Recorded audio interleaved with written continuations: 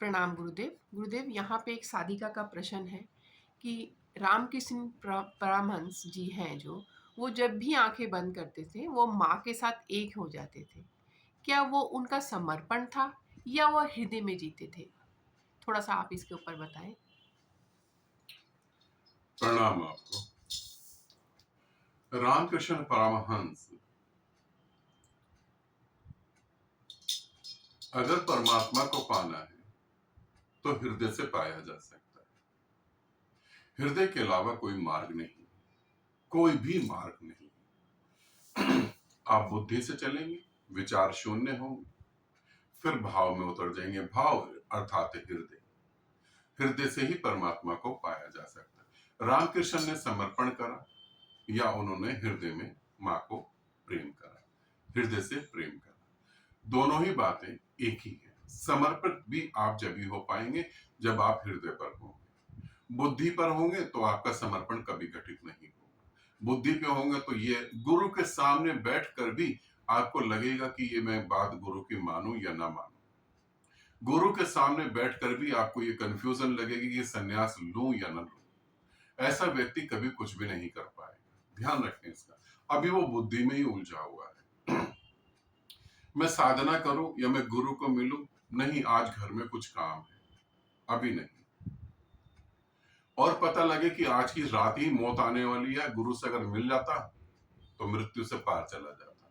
तो वो व्यक्ति फिर गुरु से मिलने जरूर जाएगा, मगर गुरु से मिलने के बाद उसे मोक्ष मिलेगा? बिल्कुल नहीं। ये बुद्धि से जी रहा है। बुद्धि का अर्थात चालाकी, अपने पर भरोसा ज्यादा। समर्पण का अर्थ है बुद्धि फेल हो गई है, बुद्धि खत्म हो गई है, अब जो भी है तू ही तू है। तो रामकृष्ण परमहंस माँ के प्रति समर्पित थे, प्रेम में थे, इसीलिए माँ के दर्शन हुए। और जब भी वो माँ को ये आंख बंद करके याद करते थे तो माँ के साथ एक हो जाते थे। और इतना एक हो जाते थे, उन्होंने अपनी पत्नी को भी माँ का ही दर्जा दिया। उन्होंने कभी नहीं कहा था कि पत्नी का शरीर भोगने योग्य है। उन्होंने कभी नहीं कहा था कि मेरी पत्नी मेरी दासी है। उन्होंने कभी नहीं कहा था। उन्होंने अपनी पत्नी को भी माँ के दर्जे पे ही रखा था। माँ और पत्नी को एक ही रख दिया था। अब इसकी थोड़ी सी गहराई में उतरते हैं, ठीक है। ये इन बातों को ध्यान पूर्वक और अच्छे से अगर तुम समझ गए तो परमात्मा होने में तुमको देर नहीं लगे, क्योंकि ये बीज तुम लेकर पैदा होते हो। ध्यान रखना, ये बीज तुम लेकर पैदा होते हो, मगर समाज की कारण ये बीज फूट नहीं पाता। समाज के अंदर असुरक्षा पैदा हो जाएगी अगर ये बीज फूटेगा। समाज तुम्हारी रिस्पेक्ट नहीं करेगा अगर ये बीज फूट गया। अब इसे समझते हैं। जब एक पुरुष पैदा होता है तो उसके मन में स्त्री के प्रति शुरू से एक आग्रह, एक प्रेम होता है। वो शुरू से स्त्री के प्रति प्रेम में होता है। एक पुरुष काम वासना से तो मुक्त हो सकता है, मगर स्त्री से कभी मुक्त नहीं हो सकता। अंततः अंतिम सांस तक भी उसको स्त्री का साथ चाहिए होता है। गुरु शंकराचार्य ने बोला कि मेरे को जो है शादी नहीं करनी, शादी में कुछ है नहीं, मैं बाल ब्रह्मचारी ही रहूंगा। रहे भी, मगर फिर भी उनके साथ एक स्त्री थी जो खाना बनाती थी और सभी साधकों के लिए बनाती थी। उस स्त्री को वो मना नहीं कर पाए कि मैं तुम्हें अपने साथ नहीं रखूंगा। वो स्त्री उनके साथ रही। तो पुरुष काम वासना से मुक्त हो सकता है, स्त्री से कभी मुक्त नहीं हो सकता। अब पुरुष को जल्दी ध्यान में उतरना है, बहुत तेजी से अगर गति करनी है, तो वो रामकृष्ण की तरह, जैसे माँ काली को उन्होंने पकड़ा और उनके भीतर समा गए, तो एक पुरुष को जो है स्त्री गुरु जो, स्त्री गुरु बहुत कम होती है। और स्त्री जब गुरु बनती है तो वो इतना प्रचार भी नहीं करती, वो शांत रहती है, अपने में मस्त रहती है। मगर जिस पुरुष को स्त्री गुरु मिल जाए और वो उस अपने गुरु के प्रति समर्पण होने लगे, समर्पित हो जाए, घटना घटने लगे, तो वो परमात्मा को बड़ी जल्दी पहुंच जाता। फिर उसको अपने गुरु के प्रति, जब मैं उसे बोल रहा हूं एक पुरुष को अपनी गुरु के प्रति, अपनी स्त्री जो है गुरु जो है ना, यहाँ फीमेल की बात कर रहा हूं, अभी यहां मैं फीमेल की बात कर रहा हूं। जब मैं कहूंगा गुरु एक पुरुष के लिए, तो स्त्री उसे बहुत जल्दी परमात्मा के साथ जोड़ सकती स्त्री के माध्यम से वो बड़ी जल्दी परमात्मा के साथ जुड़ सकता है, बहुत जल्दी। मैं कहूंगा कल्पना नहीं करी जा सकती, इतनी जल्दी वो जुड़ सकता है। अब हम बात को थोड़ा दूसरे तरीके से लेते हैं। अगर गुरु पुरुष है, अगर गुरु पुरुष है तो स्त्री के मन में पुरुष के प्रति वैसे ही सुरक्षा का भाव होता है, आदर का भाव होता है। और एक स्त्री को इतनी सुरक्षा कहीं नहीं मिलती जितनी अपने गुरु के साथ मिलती है। जब वो अपने गुरु के साथ होती है, यहां गुरु शब्द का उपयोग कर रहा हूं, जो जीवित और सतगुरु, सतगुरु अर्थात जो सत्य के साथ एक हो गया है, जब वो उसके साथ होती है तो उसे इतनी सुरक्षा मिलती है, उसे लगता है दुनिया में कोई उसका कुछ बिगाड़ नहीं सकता।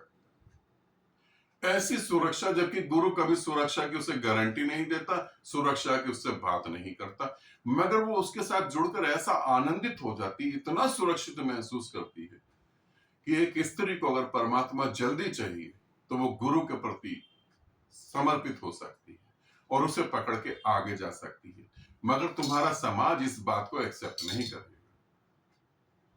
तुम अगर एक पुरुष हो और गुरु मां के प्रति समर्पित हो रहे हो, जो स्त्री गुरु है उसके प्रति जब तुम समर्पित हो रहे हो, तो तुम्हारी बीवी जो तुम्हारी हालत बिगाड़ेगी, क्योंकि पत्नी को पता है स्त्री तो स्त्री होती है, और तुम्हारा समर्पण उसे पता है कि तुम जो है उसके कब्जे में आ गए, उस चुड़ैल ने तुम्हें फंसा लिया और तुम्हें लूट लेगी। एक पत्नी ये कहती है कि वो तुम्हें बुद्धू बना रही है, वो तुम्हें लूट लेगी, तुम्हारा सब कुछ छीन लेगी। तुम्हारे पास छीनने जैसा है भी क्या? अगर मैं ये पूछूं कि एक पुरुष के पास छीनने जैसा क्या है, अरे 2-3 चीजें होंगी। वो मौत ने वैसे भी छीन लेनी है तुमसे।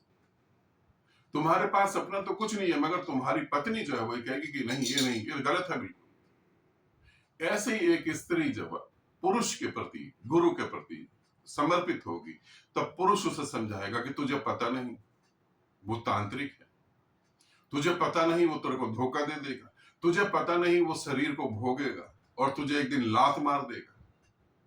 और स्त्री को ये बात समझ आ जाएगी, भय भी तो होता है अंदर, स्त्री को बात समझ आ जाएगी कि हाँ वो गुरु मुझे लात मार देगा।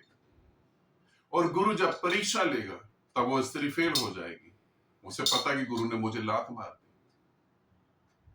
समाज तुम्हें इस रास्ते पे चलने नहीं देगा, और मैं बताऊं चलने योग्य तो यही रास्ता है। तुम अगर अपोजिट, अगर तुम फीमेल हो तो मेल गुरु के प्रति, अगर तुम मेल हो तो फीमेल गुरु के प्रति जितना जल्दी से तुम गति करोगे इसकी तुम कल्पना नहीं कर सकते। रामकृष्ण परमहंस शिव को चुनते तो गति नहीं कर पाते, रामकृष्ण परमहंस राम को चुनते तो गति नहीं कर पाते, वो किसी भी पुरुष देवी देवता को चुनते तो गति नहीं कर पाते। उन्होंने मां को चुना और वो गति कर गए, और गजब की गति कर गए। बुद्ध की तरह उन्हें छोड़ के भागना नहीं पड़ा कुछ, ध्यान रखना। महावीर की तरह संकल्प नहीं लेने पड़े, जीसस की तरह प्रेम करा बस, और प्रेम में हो गए और उपलब्ध हो गए। ये बात मैं तुम्हें इसलिए बता रहा हूं कि अगर तुम्हारे पास ऐसा मौका और तुम्हारा सौभाग्य ऐसा हो तो इस सौभाग्य को छोड़ना नहीं, कीमत कुछ भी चुकानी पड़े छोड़ना नहीं। तुम पहुंच सकते हो, तुम अपनी आत्मा को जान सकते हो, तुम परमात्मा हो सकते हो। समाज ये स्वीकार नहीं करेगा, मुझे पता है समाज इस बात को स्वीकार नहीं करेगा, क्योंकि एक पुरुष स्त्री गुरु के चक्कर में पड़ जाए उसकी पत्नी स्वीकार नहीं करेगी, और एक पत्नी किसी पुरुष गुरु के चक्कर में पड़ जाए ये उसका पति स्वीकार नहीं करेगा।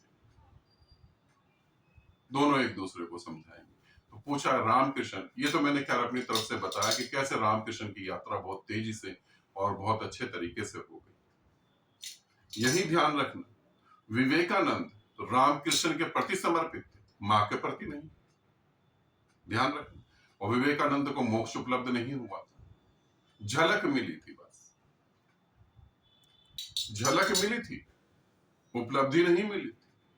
अगर विवेकानंद काली के प्रति समर्पित होते तो मैं 100% लिख के गारंटी देता हूं वो रामकृष्ण बन जाते,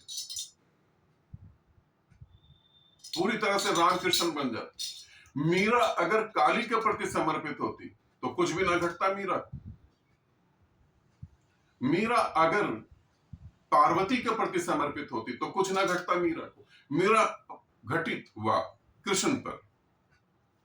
मीरा कृष्ण के प्रेम में पागल हुई, एक पुरुष के प्रति।